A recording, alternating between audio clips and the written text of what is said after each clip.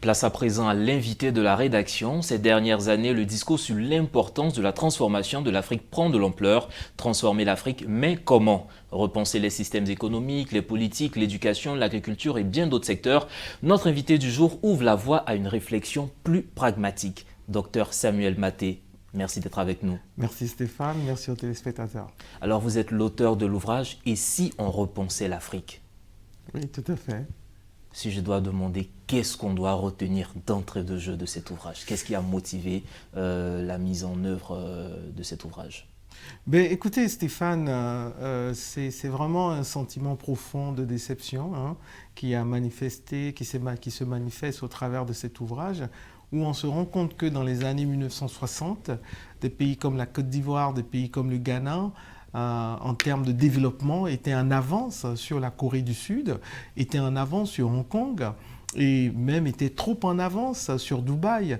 Mais aujourd'hui, 40 ans après, on se rend compte que c'est l'inverse, que aujourd'hui nos économies sont à la traîne et que des économies comme la Corée du Sud, comme Hong Kong, sont aujourd'hui 100 fois en avance sur nous. Qu'est-ce qui s'est passé? Pourquoi? Et justement, si on devrait faire un diagnostic, de quoi souffre l'Afrique pour qu'il faille repenser l'Afrique?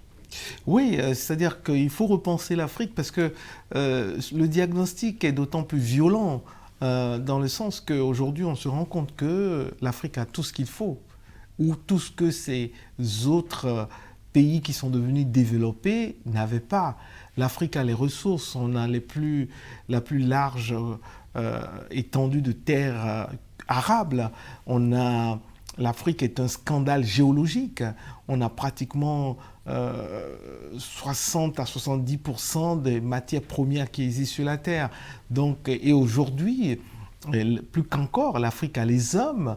On a des Africains qui sont diplômés dans tous les domaines possibles et venant de toutes les universités possibles sur cette terre.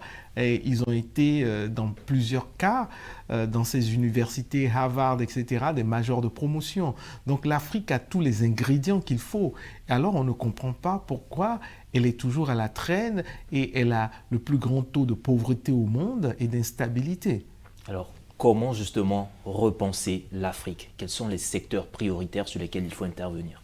Nous n'avons pas réfléchi en termes de secteurs prioritaires, Stéphane. Nous avons réfléchi plutôt en termes de changement de mentalité. Parce que pendant trop longtemps, on a posé un mauvais diagnostic. Le diagnostic a été posé en termes de il faut changer les politiques, il faut changer les régimes. Et on en a de toutes sortes aujourd'hui en Afrique, mais le résultat est le même, qu'on ait un régime parlementaire, qu'on ait un régime présidentiel. J'étais au téléphone avec un ami du Congo RDC qui me dit qu'aujourd'hui ils étaient en train de tester un système au Congo RDC où ils se disent que pour 8 députés, vous avez droit à un ministre. Mais pendant près de 2 mois, ils sont en train de se battre sur ce simple principe de règle qu'ils n'arrivent pas à appliquer. Donc on a tout essayé au fait. Mais ce qu'on n'a pas essayé et qui doit pouvoir apporter le changement, c'est le changement de la mentalité.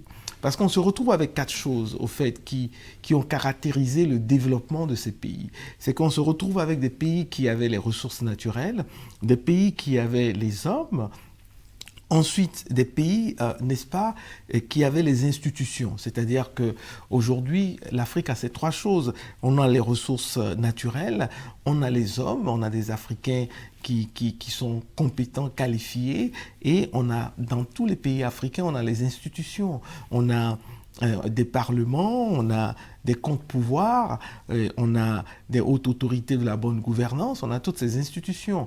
Mais ce qui manque et que l'Afrique n'a pas encore et que ces pays ont eu, c'est un système révolutionnaire de changement de mentalité de la population. Et justement, parlons de mentalité, nous voyons que vous insistez vraiment sur ce point. Et dans votre ouvrage, vous développez particulièrement la triptyque Dieu, politique et développement personnel. Comment est-ce que les Africains doivent comprendre cette triptyque? Écoutez, Dieu, politique, développement personnel, parce que premièrement, l'Africain est essentiellement religieux et croyant par nature. On n'a jamais vu un continent autant croyant que le continent africain. Et quand je dis croyant, ce n'est pas par rapport à une religion précise, c'est par rapport au fait de croire en quelque chose de supérieur. Et ça, l'entrepreneur, ce que nous défendons, le socle de ce développement, l'entrepreneur, c'est quelqu'un qui a la foi, c'est quelqu'un qui croit, qui voit quelque chose que personne d'autre ne voit pas, et qui voit une opportunité d'affaires que les autres, ils ne croient pas en ça. Donc pour être entrepreneur, c'est quelqu'un qui a la foi. Et c'est pour ça que nous plaçons Dieu. Dieu, au fait, là-bas, représente la foi. Les Africains doivent avoir la foi que c'est possible. Parce que quand vous croyez que ce n'est pas possible, vous n'allez pas pouvoir avancer. Et deuxièmement, il faudrait voir la politique. La politique a pris le dessus dans tout en Afrique. Il faut que la politique soit détachée. Aujourd'hui, vous allez aux États-Unis, c'est pas parce qu'il y a l'élection présidentielle aux États-Unis que l'économie américaine s'arrête. Loin de là. L'économie américaine fonctionne quelles que soient les vicissitudes ou ce qui se passe dans la politique. Alors qu'ici, parce on a annoncé qu'il y aura un remaniement dans un gouvernement, tout le pays s'arrête et tous les contrats s'arrêtent, tout le monde attend. Et donc, c'est ce détachement que nous prêchons. Et ensuite, le développement personnel revient à ce que le changement de mentalité est personnel. Ce n'est pas quelque chose qui est collectif, même si on le souhaite collectif, mais c'est une démarche personnelle. Et justement, dans l'ouvrage aussi, vous parlez de la question du leadership. Oui, parce que l'Afrique souffre de ses leaders, au fait. L'Afrique souffre de ses leaders. Non pas que nous n'avons pas non pas que nous n'avons pas le bon type de leader. Il faut faire la différence. L'Afrique a le bon type de leader, mais simplement en de faibles doses. C'est-à-dire que si vous avez 1% de bons types de leaders et 99% de mauvais types de leaders, vous allez droit dans le mur, Stéphane. Et la proportion serait de se dire, ou bien quand vous avez, ça revient à ce que nous avons dit sur Pareto, si vous avez 80% de mauvais leaders et 20% de bons leaders, vous allez droit dans le mur. Il faut renverser pour avoir 80% de bons leaders et 20% de mauvais leaders. Vous avez des gens comme Mandela. Mandela pouvait s'éterniser au pouvoir. Il avait tous les arguments, n'est-ce pas, pour le faire. Mais il est parti. Aujourd'hui, il est vénéré par le monde entier. Vous avez des leaders comme Rawlings. C'est vrai, il est venu par un coup d'État, etc. Mais après, il a fait sa mue. Et il est devenu un exemple, un modèle, n'est-ce pas? Donc, on a des leaders comme ceux-là qui sont des leaders positifs, mais comment est-ce qu'on arrive à ce que la majorité, c'est-à-dire 80% des leaders africains, puissent être de bons leaders? Et je ne manquerai pas de nommer Houphouët aussi, qui a été un visionnaire par rapport à ce qu'il a réalisé sur la Côte d'Ivoire.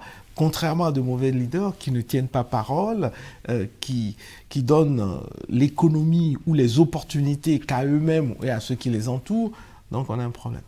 Et parlant de ces leaders, on parle aussi de valeurs. Et à travers cet ouvrage très riche en enseignements, vous faites ressortir 44 valeurs essentielles. Si on devait retenir 5 ou 6 valeurs, quelles sont ces valeurs primordiales pour vraiment relancer l'Afrique? Au fait, ce que nous avons dit, c'est que nous avons identifié un certain nombre de valeurs qui sont des valeurs africaines. Parce qu'aujourd'hui, l'Africain a perdu son africanité, parce que ce que nous voyons, ce n'est pas l'Africain.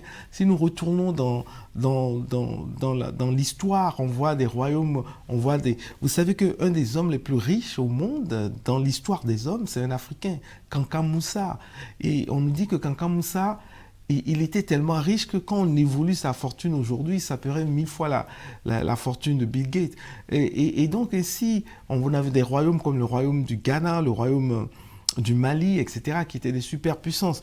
Et ces valeurs sont des valeurs africaines. Et nous avons identifié ces valeurs que l'Africain doit épouser. Ce sont les valeurs, par exemple, si on doit en citer quelques-uns, le travail. L'Africain, originellement, c'est quelqu'un qui aime travailler. C'est pour ça que les Blancs sont venus chercher les Africains pour aller travailler. Donc, c'est le travail, c'est l'honnêteté, c'est la transparence, c'est la recherche de la justice, par exemple. Donc, si on ne prend que ces 4, le travail, l'honnêteté, la transparence, la recherche de la justice, imaginez que tous les Africains étaient comme ça. Merci docteur Samuel Maté, un ouvrage très riche en enseignements que je vous conseille d'ailleurs, Et si on repensait l'Afrique. Merci encore docteur Samuel Maté pour vos contributions. Je rappelle que vous pouvez retrouver cet entretien sur notre site internet www.mediantv.com. Agréable suite au programme sur nos antennes.